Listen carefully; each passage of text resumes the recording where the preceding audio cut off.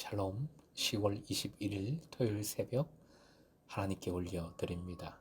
함께 주님 말씀하시면 찬양 부르십니다.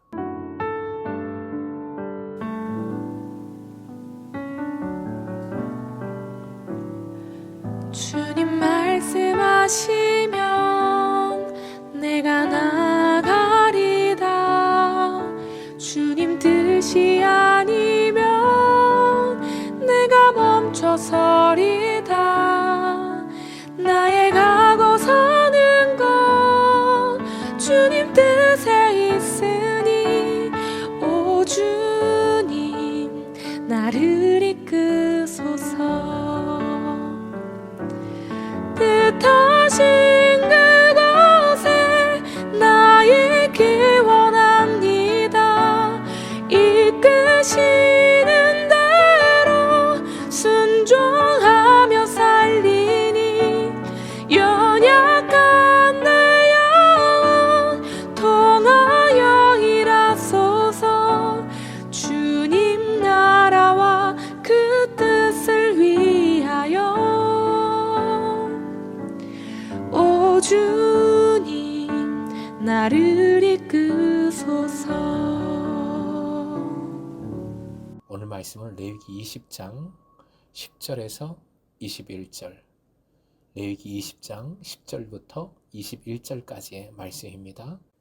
이번 주일 소그룹 사랑방에 모두 함께 참여해 주십시오. 끝까지 말씀 안에서 솔직한 나눔으로 청지기의 기쁨을 또 사명을 다할 수 있기 소망합니다. 허락하신 말씀 함께 읽겠습니다. 누구든지 남의 아내와 간음하는 자, 곧 그의 이웃의 아내와 간음하는 자는 그 간부와 음부를 반드시 죽일지니라. 누구든지 그의 아버지의 아내와 동침하는 자는 그의 아버지의 하체를 범하였은즉 둘 다 반드시 죽일지니 그들의 피가 자기들에게로 돌아가리라. 누구든지 그의 며느리와 동침하거든 둘 다 반드시 죽일지니 그들이 가증한 일을 행하였음이라. 그들의 피가 자기들에게로 돌아가리라. 누구든지 여인과 동침하듯 남자와 동침하면 둘 다 가증한 일을 행함인즉 반드시 죽일지니 자기의 피가 자기에게로 돌아가리라. 누구든지 아내와 자기의 장모를 함께 데리고 살면 악행인즉 그와 그들을 함께 불살을지니 이는 너희 중에 악행이 없게 하려 함이니라. 남자가 짐승과 교합하면 반드시 죽이고 너희는 그 짐승도 죽일 것이며 여자가 짐승에게 가까이하여 교합하면 너는 여자와 짐승을 죽이되 그들을 반드시 죽일지니 그들의 피가 자기들에게로 돌아가리라. 오늘의 기도 제목, 거룩을 나눔으로 하나님 나라의 풍성함을 누리게 하소서. 거룩을 나눔으로 하나님 나라의 풍성함을 누리게 하소서. 본문이 들어있는 20장, 18장과 유사하지만 처벌 규정을 새롭게 덧붙이고 있습니다. 형법의 규례입니다. 오늘 본문에도 사형에 해당하는 범죄가 여러 가지 거론이 되고 있습니다. 일상의 생활, 타인과의 관계, 특히 가정 내의 관계, 그리고 은밀한 성적인 부분에 관한 말씀입니다. 10절 간음에 관한 말씀이고요. 11절부터 12절 근친상간, 13절 동성애, 14절 아내와 장모를 포함한 일부 다처제, 그리고 15절에서 16절 수간 등이 나오고 있는데 이 모든 범죄는 사형에 해당합니다. 이 중에서 아내와 자기의 장모를 함께 데리고 사는 남자의 경우에만 사형 방법을 명시하고 있습니다.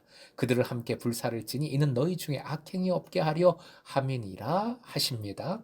많은 학자들은 이것이 산채로 불태워 사형을 집행하는 것이 아니라 먼저 사형을 집행한 후에 시신을 불태워야 한다는 의미로 받아들이고 있습니다. 아간의 사례가 이를 잘 확인해 주고 있지요. 돌로 쳐 죽였고 그리고 그 다음에 불살랐습니다. 그 밖의 경우에는 사형 집행 방법을 규정하지 않지만 돌로 쳐 죽였을 것으로 추정을 합니다.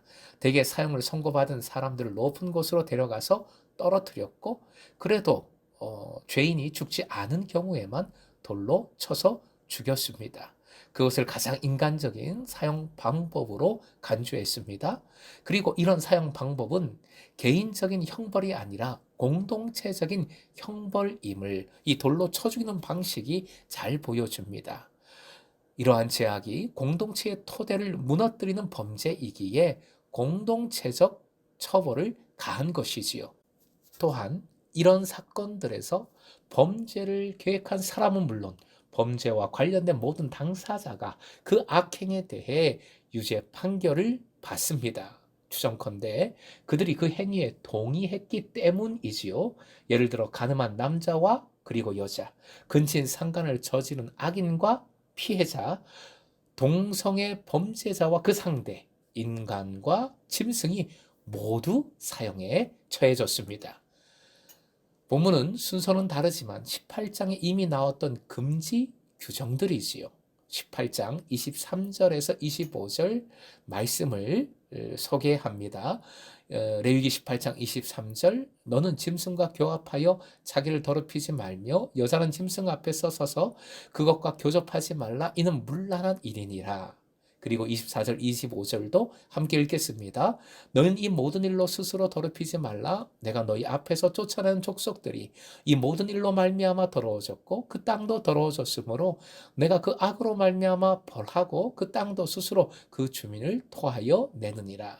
즉 이 모든 죄악이 이방인들의 죄악이었고 그래서 하나님께서는 이들을 추방하셨고 그 땅도 더러워졌기에 이스라엘 백성들은 반드시 이런 일들을 범해서는 안 된다 말씀해 주셨습니다. 반면에 오늘 본문에서는 이런 범죄들에 대해서 그 이유가 아니라 그 결과에 대한 처벌, 즉 반드시 죽일지니라 그 피가 반드시 자기들에게로 돌아가리라 라는 말씀이 반복이 되고 있습니다. 18장에서는 금지하신 이유를 말씀해 주셨고 그리고 본문에서는 형벌을 강조하고 계시는 것입니다. 하지만 형벌을 위한 형벌이 아니라 말씀드렸습니다. 처벌을 위한 처벌이 아닙니다. 구약 성경은 처벌에 대한 5가지 원리를 가지고 있습니다.